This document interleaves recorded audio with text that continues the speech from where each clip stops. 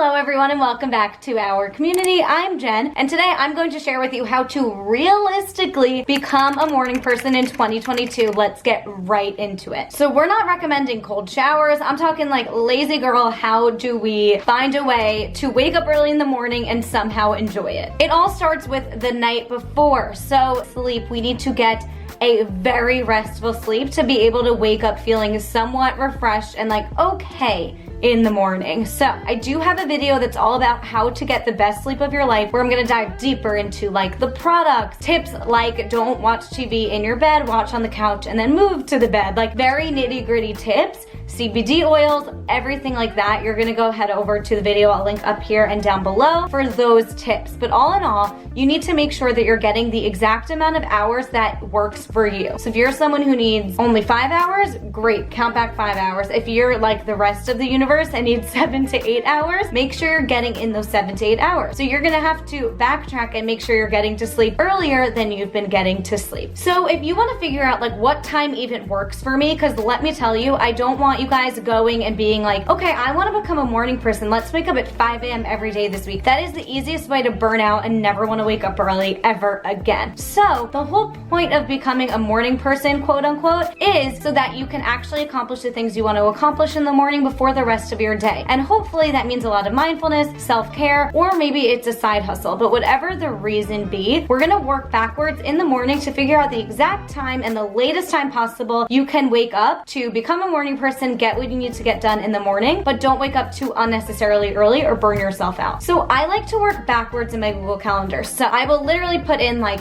let's say you're going to an office, which is rare these days, but let's say you have a Zoom meeting at 9 a.m. every day. That is when you are at work, you know, your personal life is out the window and you are in that seat for the rest of the day. So we're gonna backtrack. How much time do you need for breakfast before? Maybe you make something quick at like 8:45 and that's all the time you need. Then what do you wanna do before that? You wanna shower. So let's say realistically that takes you like 30 minutes if you're also blowing your hair or whatever it is. Then it's 8:15 a.m. Then there's a workout before that. So let's maybe say like a 7:15 workout is perfect. Then how much time do you need before the workout for coffee, meditation, breath work, whatever it is? These are the reasons people wake up early. So you're gonna figure out what time is best for you to wake up realistically. And maybe let's not do a drastic change. So maybe you wanna work towards that, work towards being able to get all of that done before work. But we're gonna start with just being able to like eat breakfast before work, or phone a friend, or meditate for 5 minutes before work. Whatever your goals are, let's start with just that, like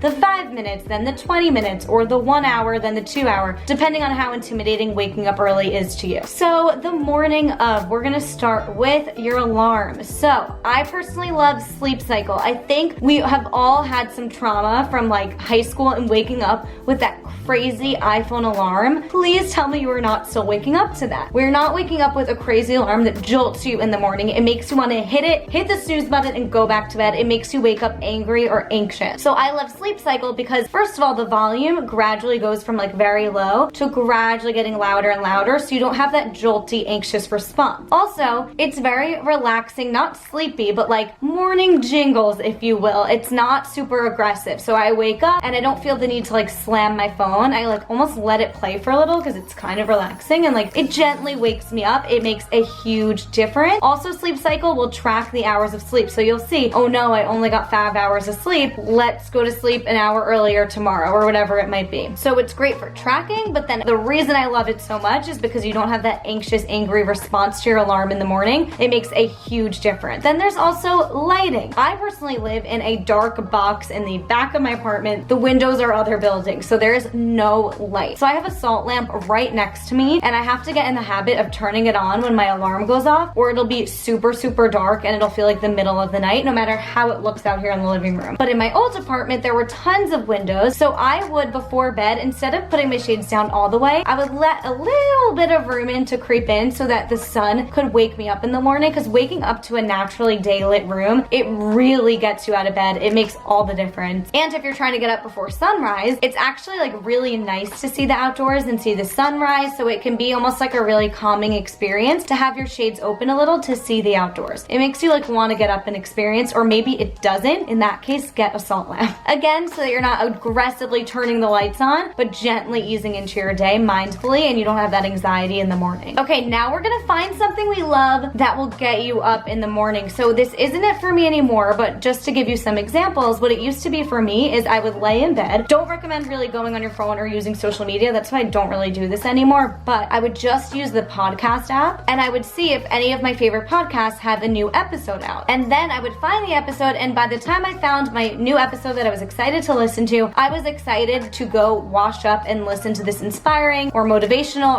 or funny podcast that I chose. And it just like got me moving for the day and gave me something to look forward to. So that's one thing. If you're a huge coffee person, set up your coffee pot so that it starts brewing at a certain time and the smell gets you out of bed. For me, I love Kundalini breath work now. Like the idea of breath work gets me excited. So that'll get me out of bed. Just knowing that I'm not like waking up at 6:45 for a 7 a.m. workout. That'll straight up just get me right back on the pillow. But knowing that I'm waking up to then go lie down or sit on a meditation pillow and do some breath work, it's way less intimidating and it's still relaxing. So you're not feeling like it's this big intimidating task where you need a whole lot of energy, because if that's what you plan to do, you're just gonna hit that snooze because you're gonna be like, I don't have the energy. Some other examples are journaling. You could be excited to sit down and journal in bed, knowing that you don't have to get out of bed yet, but you have a mindful activity in bed to ease into your day, wake your mind up a little. Maybe that's reading a few pages from your favorite book. Just choose something that's really happy for you. That's the first thing you do when you wake up. I have a YouTube video on 50 self-care rituals that might surprise you. So you can go view that video if you need some ideas. I also have a podcast episode where I talk about how to actually find the self-care ritual that's best for you, how to actually find the morning routine that works for you, testing different things out. So those are both resources that you can access that I will link below. Next up is holding yourself accountable. So I always mention in my videos the book Atomic Habits. They talk a lot about how to actually form these habits and stack things together, and that is a whole book and lesson in itself. I have a video on habit tracking that I basically dish out all those tips, so I'll link that as well. Lots of resources here. On that note, click subscribe if you're not subscribed yet, because I have tons of resources for you and I love building this amazing community. But